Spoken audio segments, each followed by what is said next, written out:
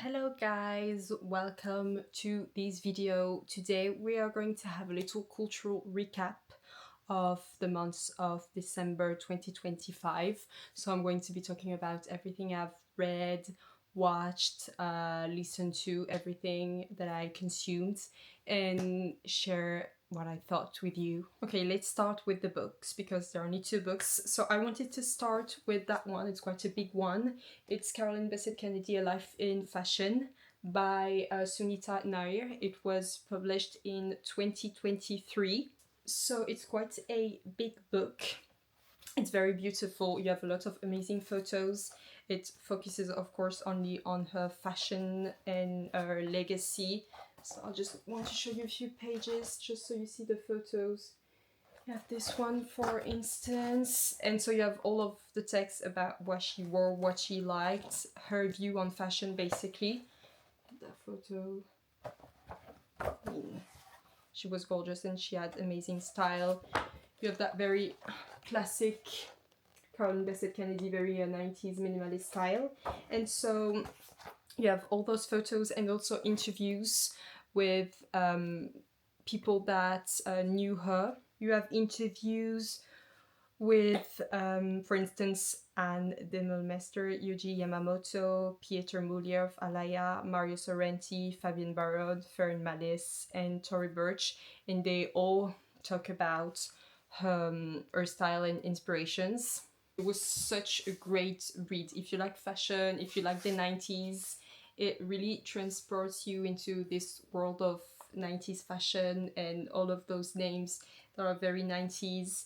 And I mean, the photos, once again, are amazing. And of course, you learn more about her, but mostly about what inspired her in terms of fashion and how she became such a 90s legacy that we remember today. The next book I read is Le Grand Mône by Alain Fournier. I think in English the original title is Kept. It was published in 1913, so that was 1 year before the death of the author. It is his only novel. He died a month after the start of World War One. So it follows the story of a 15-year-old boy named François Sorel and his friendship with a 17-year-old boy named Augustin Mône, which is Le Grand Mône, this character. A lot of the elements in the book are very autobiographical, like the names of characters, the name of places. For instance, there is a girl named Yvonne, and it's the girl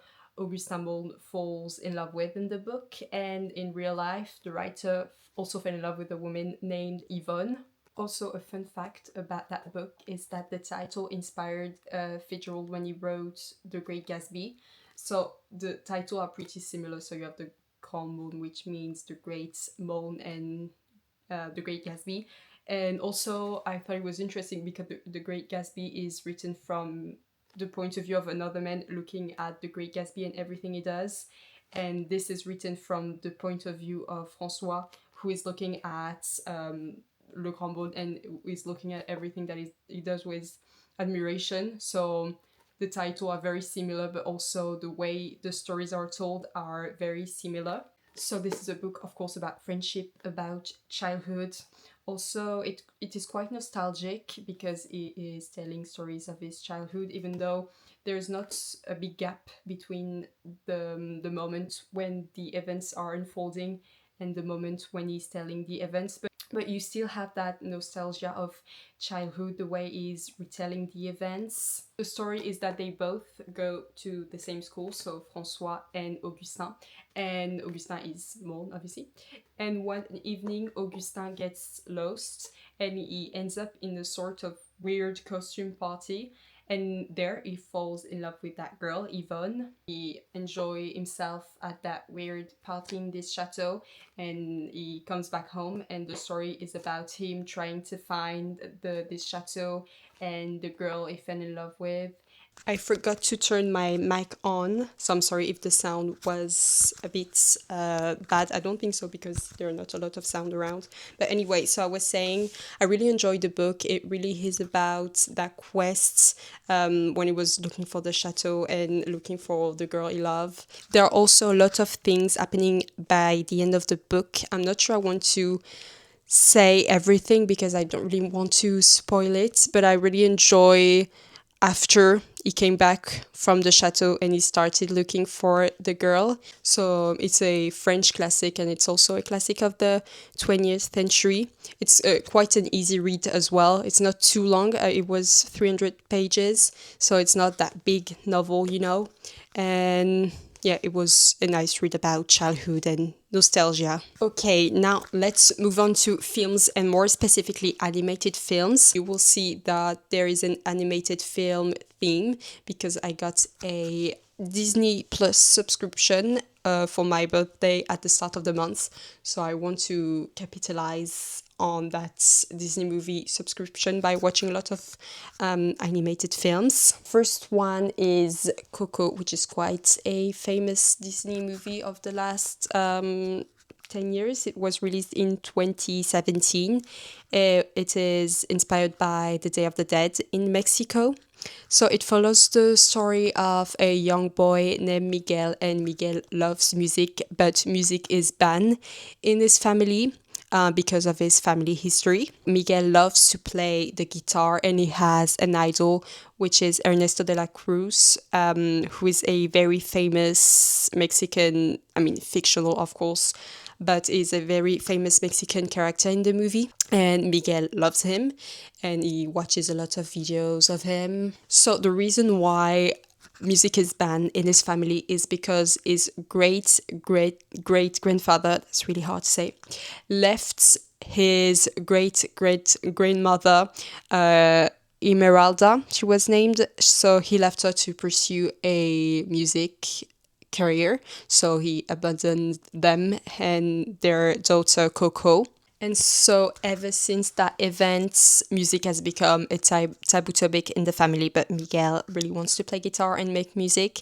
And so, on the Day of the Dead, he breaks a photo frame on the family's ofrenda. He discovers the identity of his great grandfather and he realized that he was a musician and he thought he was Ernesto de la Cruz. So he goes to his tomb and he gets transported somehow in the world of the dead. And so then in that world, a lot of things happen. It's a beautiful movie. I mean, visually, it is gorgeous. It is full of colors, full of light. It really is so beautiful. So not only in terms of the story, but visually, it really honors Day of the Dead in Mexico and their traditions, but also the way they celebrate death with so much color and joy. And also the story is very beautiful. It talks about family, of course. It talks about music. It talks about death, which is not very joyful, but it is done in such a way that it's funny and it's colorful and playful. And also for someone who is not from Mexico, you kind of get an idea of what Day of the Dead is like if you don't know anything about it and how Mexicans view death and how they celebrate it. The next animated film I watched is Soul, which was released in 2020. It talks about the meaning of life. I mean, that sounds very deep and kind of heavy, but it is not done in a heavy way at all. Obviously, it's a Disney film. It also deals with the concept of determinism. So I looked at a definition of determinism on Britannica's website. Determinism in philosophy and science is the thesis that all events in the universe, including human decisions and actions, are causally inevitable. Determinism entails that in a situation in which a person makes a certain decision or performs a certain action, it is impossible that he or she could have made any other decision or performed any other action. In other words, it is never true that people could have decided or acted otherwise than they actually did. I thought it was also talking about the concept of nature versus nurture, because when you watch the movie, you can see how personality are assigned, and I think that's always something that we think about. I mean, of course, we know that people develop certain personality traits depending on their childhood and some of their trauma or things they've experienced. But there are also personality traits that you get and you think, where does that come from? So in Psychology Today, it says the expression nature versus nurture describes the question of how much a person's characteristics are formed by either nature or nurture. Nature means innate biological factors, while nurture can refer to upbringing or life experiences more generally. So, to explain a little bit about those concepts in the film, so it follows a pianist named Joe Garner. He lives in New York City and he wants to make it as a jazz musician, but obviously he has to pay the bills. So, he is a part time music teacher in a school and he gets offered a full-time position. His mother, of course, wants him to accept, but he feels like that's not what he's meant to do. So he auditioned to be a part of a famous band led by Dorothy Williams, who is a famous jazz musician. But on his way back from the audition, he dies falling down a manhole. Then he goes to this place where is the afterlife, or what we can imagine as the afterlife. It's called the Great Beyond, but of course he doesn't want to die, so he escapes and he ends up in the Great Before. And so in that place, this is where souls are created, and this is where personalities are given to each soul, and this is also where souls are assigned a spark. So a spark in the movie can be an activity, can be a hobby, it can be a sport, it can be a art form. It is something that you enjoy doing very much and that you will enjoy doing on your life on Earth. And so to go on Earth, you need to have your personality assigned and you need to find your spark. So throughout the story, I don't really want to spoil the story, but basically he comes back on Earth with another soul, and it's about the meaning of life, basically. But it's not, when I say the meaning of life, you think of something very heavy, something very deep, but it's actually quite light. Next movie is Avatar, the first one, released in 2009. The story unfolds in the future on another planet named Pandora, which is very hostile and not welcoming at all. It follows the story of Jack Sully, who is a former Marine who uses a Na'vi avatar to explore Pandora, that planet, who is rich in valuable resources. And so while he was gathering information for humans who want to mine the land, Jake befriends the Navy and falls in love with Neytiri. As he learns their ways, he turns against the human forces trying to destroy Pandora. Jake helps the Navy defeat the invaders and chooses to live permanently as one of them. So I was a bit hesitant before watching the movie because it's science fiction and it's not my favorite genre, and also it is almost 3 hours long. So I was a bit scared that I would finding a bit boring, but I actually loved it because it deals with subjects such as the environment, colonialism, identity, the clash between technology and nature. I mean, I don't really like battle scene, things like that, but it really served the whole purpose of the film, and it really had a important message about nature, about colonialism, about our use of technology. Also, the world, while at first it was presented as very inhospitable, once you see it from the point of view of the Na'vi tribe, you see how beautiful it is, how connected they are to the plants and everything surrounded them. So it was visually very beautiful, but also the message of connection with nature was very beautiful. Okay, next movie we have The Polar Express, which was released in 2004. I think we all know The Polar Express. It is a Christmas classic.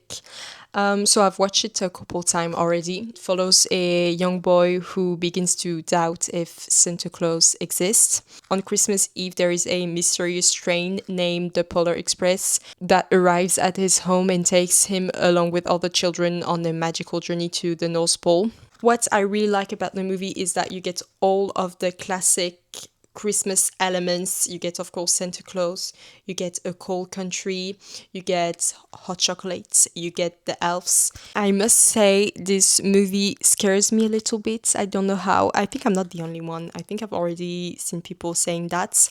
It's just, first of all, the faces, which are a bit uncanny, and just the whole plot is a bit scary. I don't know why, because, for instance, I was going to say maybe because of the ghost on the train, but my favorite Disney movie is A Christmas Carol. I think it's the animation that kind of scares me. Yeah, the faces, as I said, also the faces of the elves. I don't know, but I love that they have all of the very classic Christmas elements. I love that.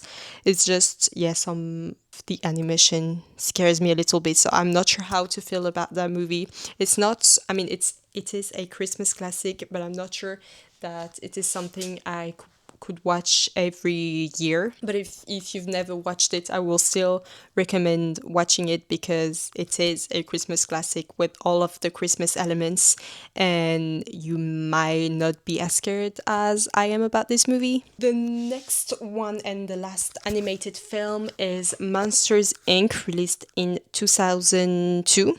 I've watched Monsters Inc. I don't know how many times as a child. I love this film so much. It is in the world of monsters, and they all work at this factory where they have to scare children, and their scream basically gives electricity to the whole city. And so the top scarer at the factory, named Sully, and his best friend Mike Wazowski, accidentally let in a human child into their world. Her name is Boo. So in the world of monsters, they are all scared of children because they believe they are dangerous. But Sully and Mike quickly learn that Boo is harmless and kind, and they start to form a friendship with her. As I said, I love this film, I think because it reminds me of my childhood, first of all. And also, it's very light and funny, and it's about monsters. As a child, I wasn't scared of those monsters at all because I could see how nice they were and how scared they were of children, which I thought was very funny. Okay, the next one is a reality TV show on Disney Plus. It's The Secret Lives of Mormon Wives. I am not a big reality TV show watcher not because I think they're trash or because I think I'm better than reality TV show, but because they're addictive. I started watching it when the first season aired, which was 3 years ago, I think. So I started watching the show because I thought, what are they going to share about Mormon wives that could be interesting? I'm not an expert in reality TV shows, so I'm not sure how the other reality TV shows are made and how intense they are in terms of drama. But this one, every time I finished an episode, I wanted to watch the rest because it was addictive, and I feel like all of the drama was quite genuine. And I saw someone on social media say that when they are at a party, since they don't drink, you can see how much more genuine the drama is. Of course, you're not going to learn anything while watching it, but I feel like that's not the point of a reality TV show. A reality TV show is about escapism. And also, if you don't know anything about Mormons, you can learn a thing or two. Of course, that's not a documentary. To me, the thing that struck me the most was the way they were always, that maybe that's going to sound weird, but they are always like their makeup is always done, the hair is always done, and I think it is part of Mormon culture. That is not something that is very explicit, of course, in the culture, but you can really see how the beauty standards influence them. And for the final category, I'm not sure how to call that one. Let's say the people category. I wanted to recommend a YouTube channel. It is the YouTube channel of Loïc Prigent, who is a French journalist and he specialized in fashion. He also makes other videos about art. For instance, he has a series of videos called La Grande Pâture, where he goes to museum to film their art exhibition. And what I like about his YouTube channel is that he gets backstage. So basically, when he goes to an art exhibition, he can ask the curators about the exhibition. When he goes to film a collection, he can ask the designers. The channel is in French, but you have subtitles in English. That's why I wanted to recommend it. And I think you can also change the audio if that's something that you prefer rather than reading the subtitles. And it's the kind of channel and videos where you watch it and afterwards you feel like you've learned something or you've looked at something beautiful, so it's very nice. So some videos I will recommend is the Grande Peinture series, so it's a series about painters and exhibition. I will also recommend one of his latest video about Alaya's drawer collections, and there is also a video about the Chanel archives. And so you get with him behind the scene in the Chanel archives. And so, as I said, you can hear from the people working there. And so you have this exclusive access. And I think this is what sets him apart from other channels, is that you can get behind the scene and you can hear from people working on the things he's talking about directly. So that's it for the things I consumed in, I was about to say 2025, not in 2025, in December 2025. Once again, thank you if you've watched this video until the end, and thank you to the people who subscribe to my channel. It means a lot to me, and I'll see you next Sunday for a new video.